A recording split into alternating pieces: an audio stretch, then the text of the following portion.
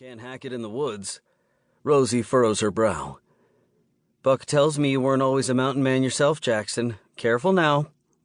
Jackson runs his hand over his beard, shaking his head at us. Yeah, but you and Harper have the right disposition for this life. Not every woman does, is all. I'm right here, you know, I tell them, raising an eyebrow at this crew who thinks they know what I need. We know, Wilder, we know. Buck laughs, lifting his coffee to his mouth. We just feel bad for you, never getting laid, all by your lonesome up there in your tiny cabin. I laugh. You guys are a bunch of fuckers, you know that? Rosie clucks her tongue.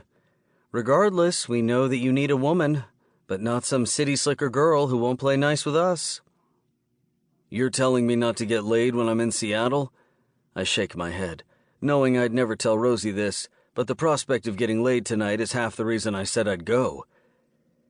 You can sleep with whomever, Wilder. I'm just saying don't knock anybody up that we haven't approved. She talked to you like that too? I ask Buck. He just grins like a lovesick puppy. Rosie winks at her husband before going back to the kitchen.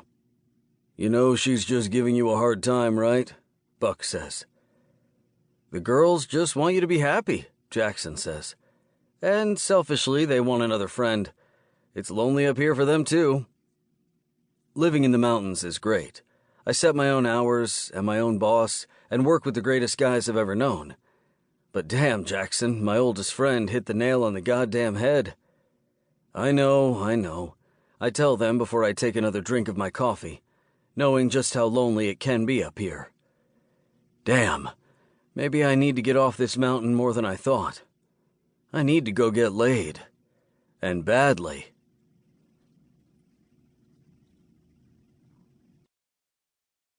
Chapter 2. Stella. I'm not trying to be a pessimist, Anna assures me, raising her hands in defense. I just think a reality TV show is so what? I furrow my brows, not understanding why my sister can't just support me. That's what I need. That's all I've wanted. My family to have my back. She takes a sip of her mimosa before answering. It's so tacky.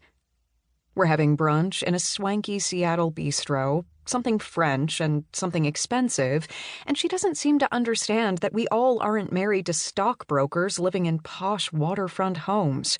Some of us are just trying to pay rent, and a reality TV show seems like the best offer I've seen lately. You are such a talented interior designer, and you'll make more money updating the homes of my friends. That house you did for Alana was gorgeous. I frown. Buying furniture for mansions is redundant. I want something more exciting. Well, this reality show is a bad idea. Those shows always make someone out to be the villain. What if that person is you? Your entire career could be ruined. I take a deep breath, frustrated that she doesn't understand me.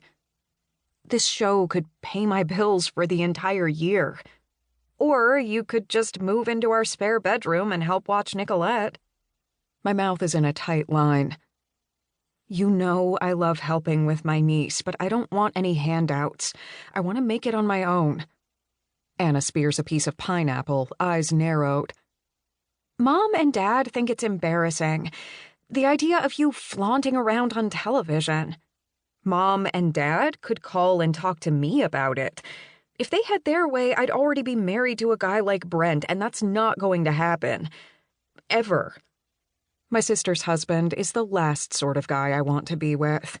I want a man who cares about more than his bank account. Anna purses her lips. You may think being married to Brent sounds like your worst nightmare, but he is able to support me and Nicolette. That counts for an awful lot. Anna married for money, not love. Just like our mother.